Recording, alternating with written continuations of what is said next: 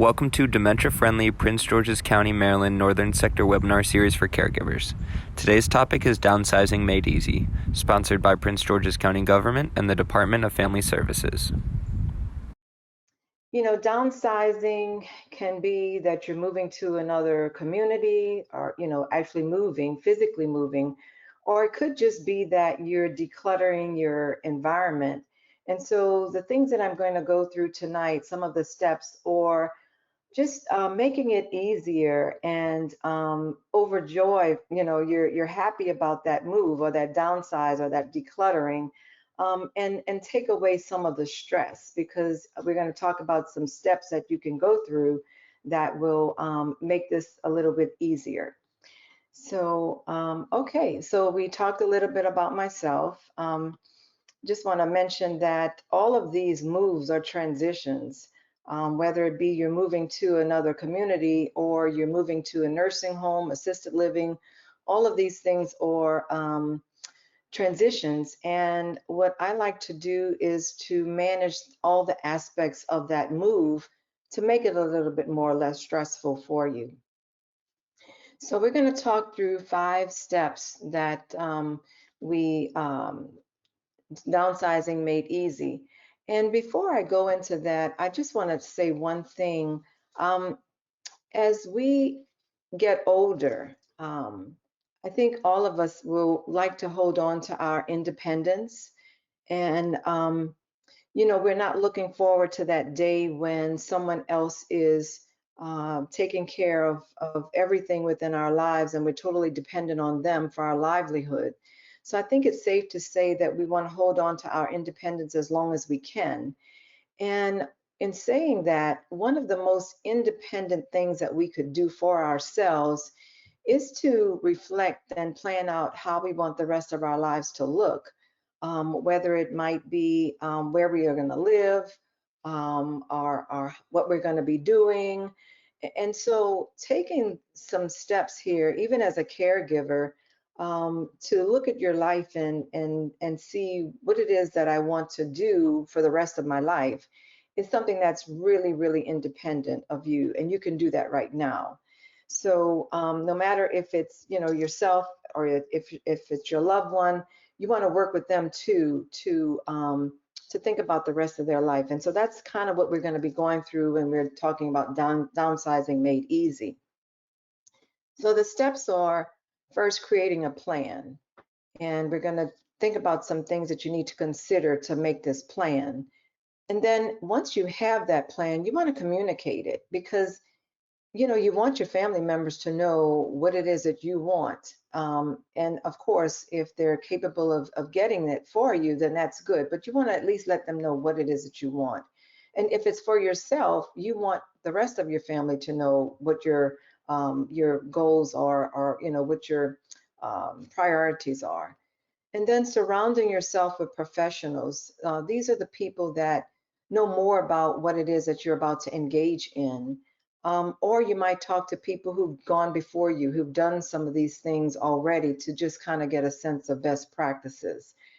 And then dealing with the house full of possessions. This is probably the most stressful.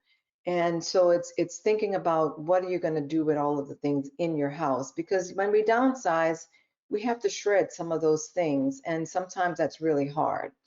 And then lastly, celebrating that new lifestyle, no matter, like I said, if it's in a new environment or if you've decluttered and you're still living, aging in place in your own environment, but it's celebrating that new lifestyle.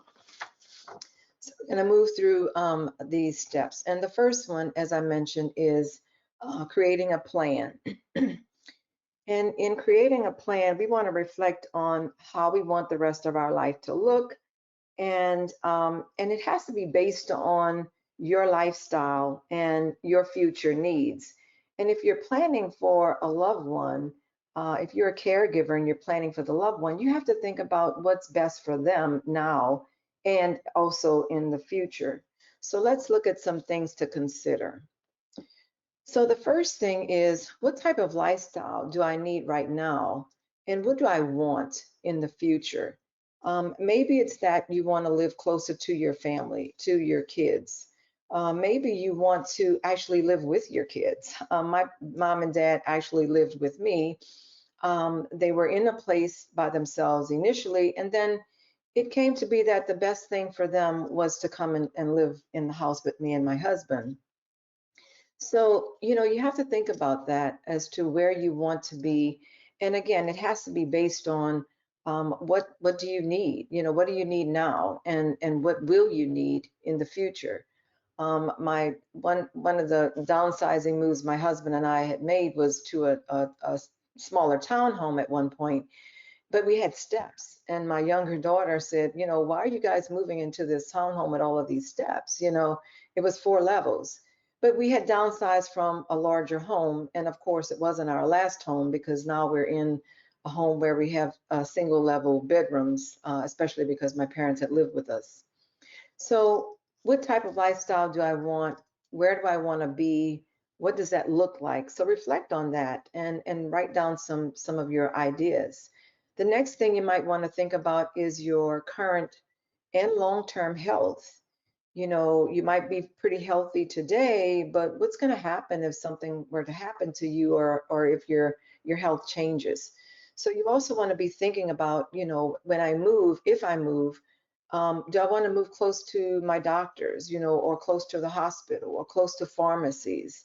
So thinking about your health as well, current today as well as long term. And where do I stand financially? Um, there might be some non-negotiables, non-negotiable expenses that you want to make sure you keep as part of your lifestyle. What kinds of things do you think you could let go of to maybe increase the amount of money that you have cash flow? Maybe you can let go of some things that, they're not the non-negotiables. And what can you do now to properly assess your budget and explore what needs to be done before you make that move? Because you want to be able to live comfortably. And so maybe speaking to a financial planner. Maybe once you sell the house that you're in, you'll be able to set up some type of annuity or something that's going to pay you back each month. So those are the kinds of things you want to start reflecting on right now to plan for that downsizing move. And then your social interaction, some of your hobbies and things that interest you. You want to make sure that you keep those kinds of things in your life. So if today you have different clubs that you are a part of, you want to make sure that whatever you do in downsizing, that you don't get rid of those things, because you need those types of activities in your life. So what type of activities do I want to continue to engage in? And how will I incorporate these activities into my downsizing move? Before you maybe select the community that you want to be in, think about the amenities that are at that particular community so that you will know before you go. And then transportation requirements. Today you might be driving. However, you want to think about those times when you might not be able to drive any longer. Will there be any transportation, capabilities, or what are your options for transportation? And as a member of the Prince George's Senior Provider Network, we always put out a transportation guide, which talks about all the various types of transportation in the county. But those are the things that you want to think about as well. And then what other things might be necessary for you to begin thinking about that is going to make a difference in this downsizing move? So what are your options? Let's explore some more of the housing options that are available. So when you look at the different senior housing options that might be out there, one of the things to consider is what we call the activities of daily life, which are the tasks performed by each individual on a daily basis. It's called the ADLs. I'm sure you've heard of them. And these are essential to whether or not you'll be able to live independently. So the ADLs are your bathing, personal hygiene and grooming. Another one is dressing. Are you able to dress and undress yourself? Transferring, which is moving from one place to another in your home. How stable are you in your movement and mobility? Toileting, which, continence related tasks, including control and hygiene. And then eating is the fifth ADL, preparing your food and even feeding yourself. So thinking about those ADLs, and then we have IADLs, which is instrumental activities of daily living. And those are more complex. They include things like involving cooking, cleaning, finances, shopping, healthcare and medication, using technology, transportation. All of those things are additional to the ADLs. They're instrumental ADLs.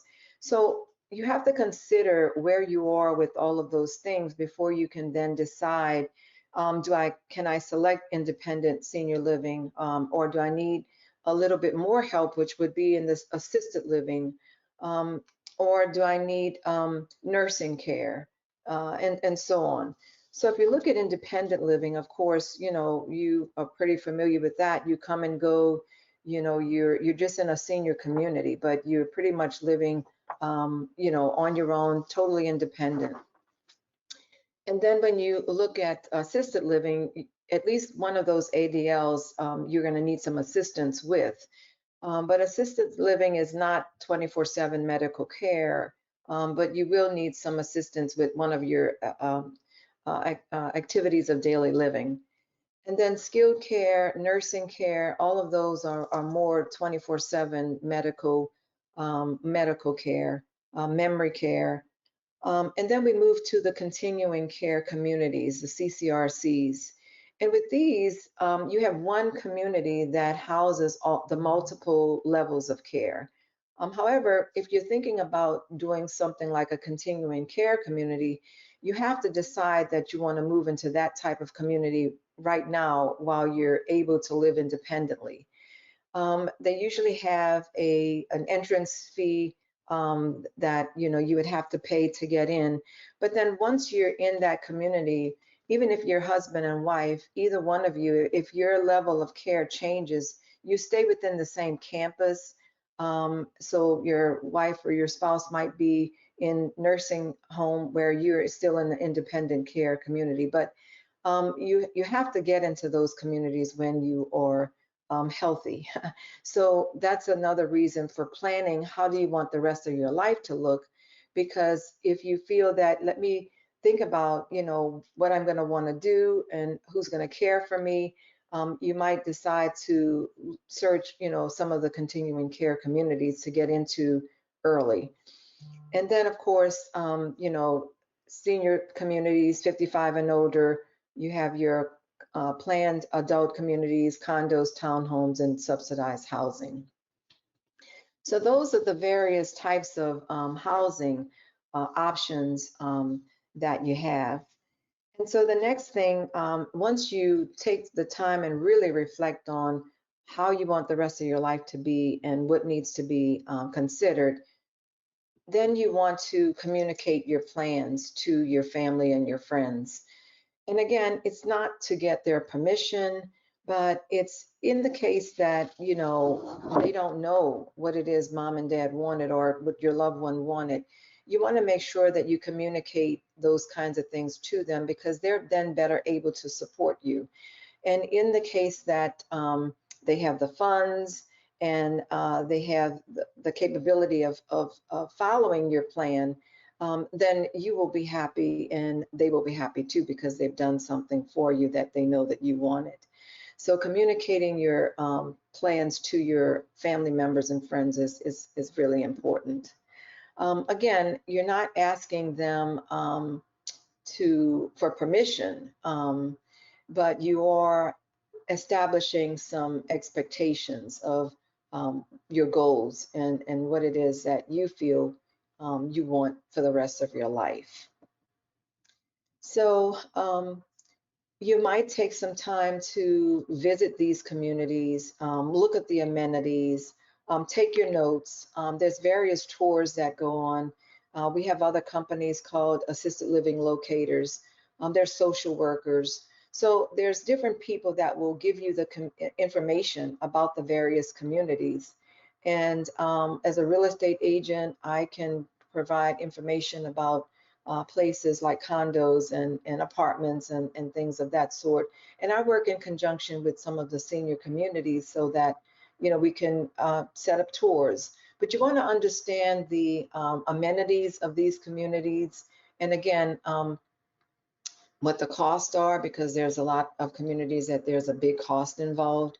And so working through all of these details right now, when you are able to do that, just is so important, because now you're being independent by making your own plan and sharing it with those that your family members and friends, those that are going to help you and support you through it.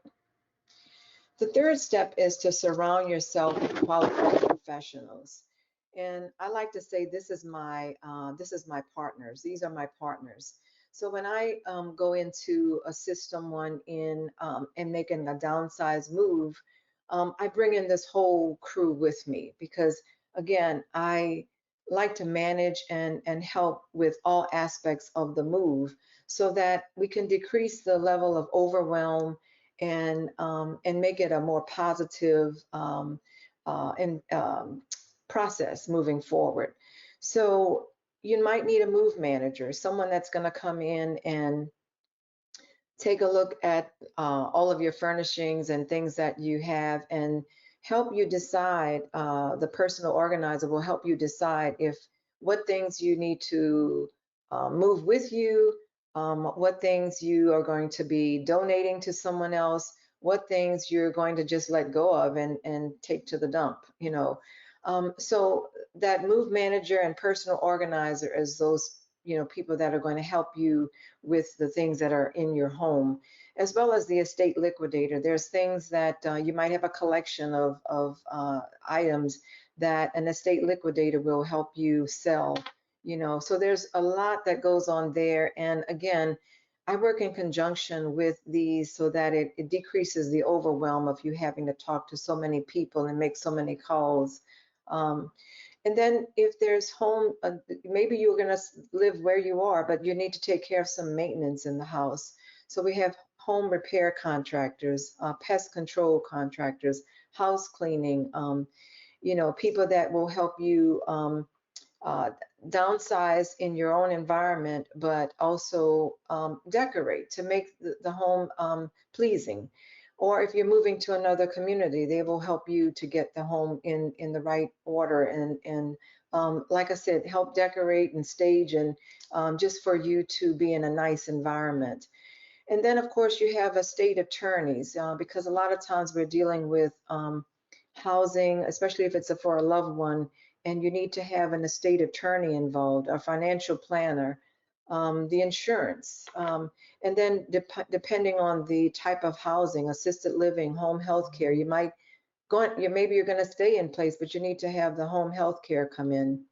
And then dealing with the title company if you're going to be selling the home. So it says surround yourself with these qualified professionals. And aside from these professionals, what I like to do is put you in contact with people who've done this before, who've done the downsizing, so that they can kind of share with you their best practices, things to avoid. So it's always communicating with other people who are more knowledgeable or who have done that already to help you not make the mistakes and again, decrease the overwhelm. So everyone needs support when making a move, no matter what age you are. And again, we have the support team to help you with that. Um, Again, there's a National Association of Senior Move Managers, also another entity that will help in downsizing. And then we move to our fourth step, which is to actually declutter the house, which is one of the big steps there. And again, I think that this is probably the thing that's most stressful. I've talked to many caregivers and they're helping their loved ones to move, and they're called in and they find a house full of items, and so that can be very stressful because they don't know where to start. And sometimes there's things like the furniture, the necessities that you're going to need to move to your next place. But you have family heirlooms, and so what am I going to do with the dishes and the furnishings and the jewelry? You have sentimental items that you want to keep.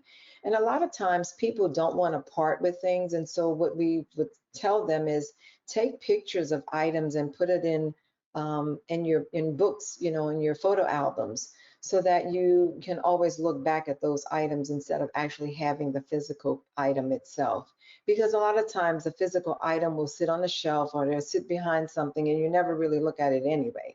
So taking pictures of things and putting them in photo albums. And then after you've moved, you have your photo albums that you can go through and take look at your pictures. And then of course you have those disposable items where you do need to let go of them. You need to get rid of them. Charitable items. And so it's going through this whole list to see what am I going to keep and what am I going to let go of. And so decluttering for the move is part of this whole plan. Plan early. If you know that you're going to be moving to a community, you want to start looking at items that you have in your home so that you're not rushed and you're not stressed at the last minute. I'm working with someone right now that's moving in June. And so we're starting right now to kind of look through things, see what needs to be repaired in her home. She's looking through all of her items and deciding if who one of her kids, somebody in her family is going to want to take this, that, or the other, what things she's going to donate. But she's starting right now to prepare for her move in June to a senior community. You might want to, again, work with a professional who will help you to make these calls and set up these appointments. You can decide that you want to have what we call an estate sale, where we set up the home for people to come through and pick items up, or some people decide that they want to have a yard sale. Some people decide that they want to have what we call an estate sale, but online. So someone would come in and take pictures of all the items, and then they would post them online like an auction.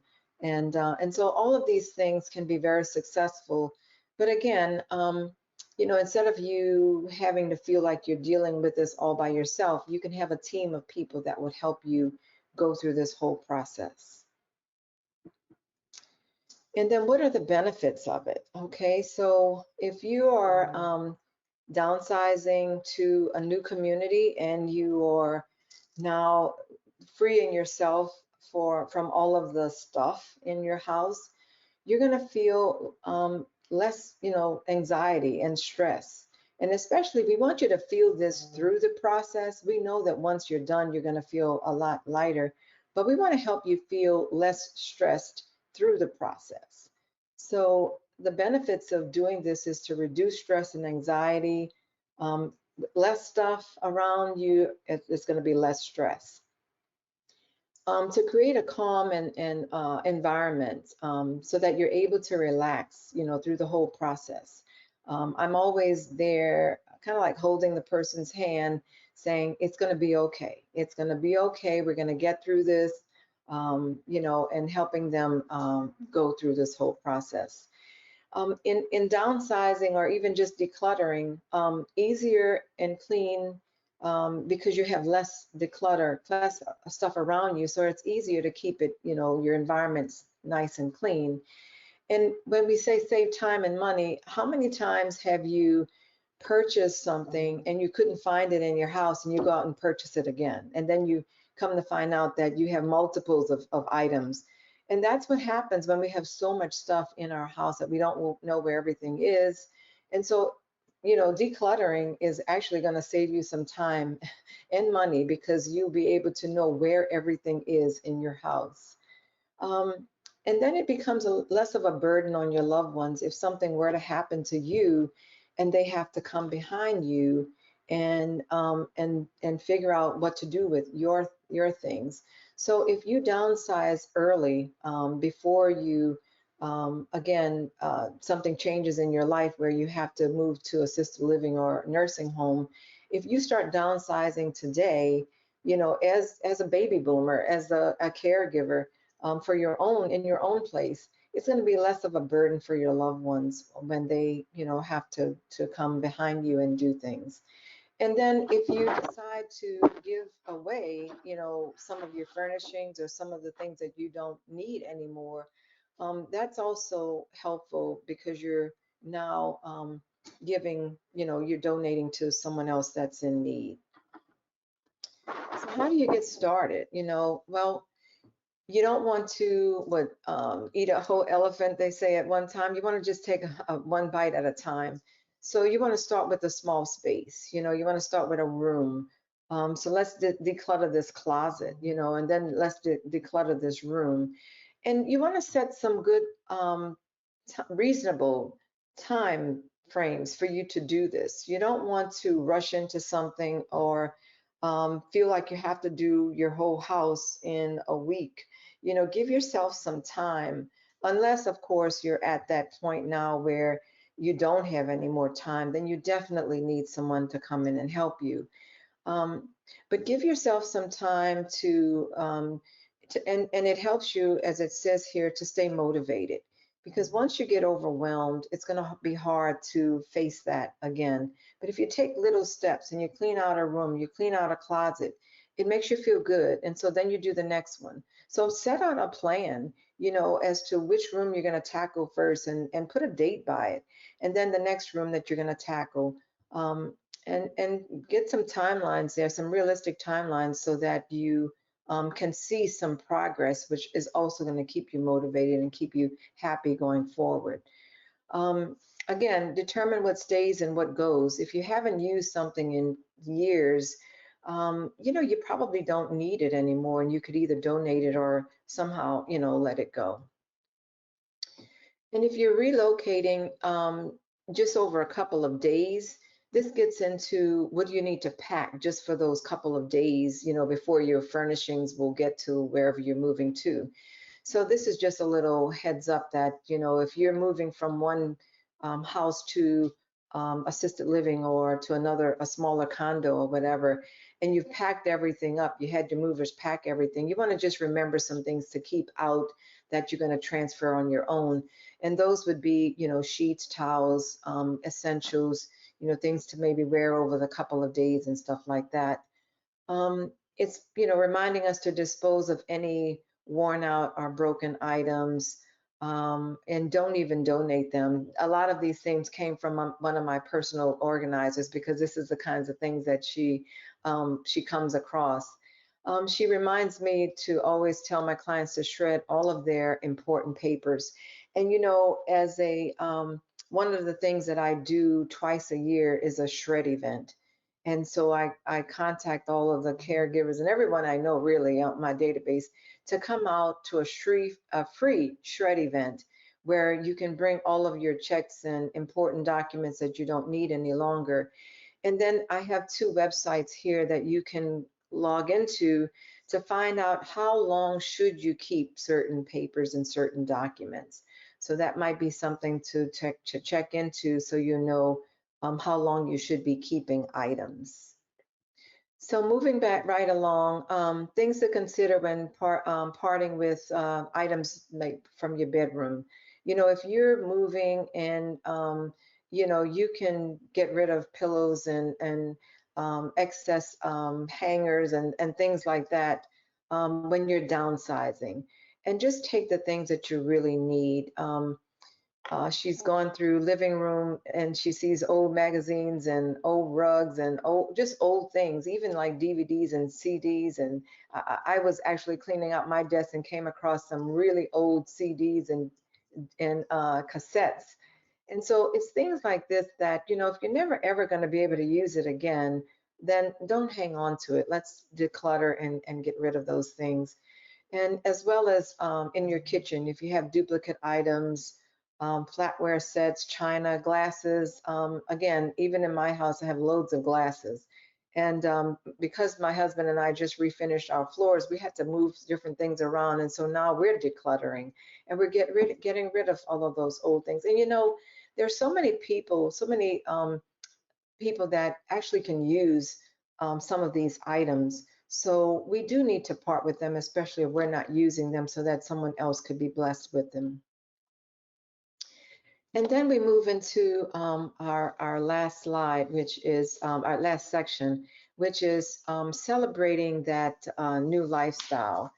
And with this one, there's some good and bad in this area here, because sometimes when we make a move, it's a new environment, and it might take a while for this new environment to wear on us, for us to get accustomed to it. And so, especially if you're thinking about your loved ones, they have to adjust to that new environment, and it might take a while.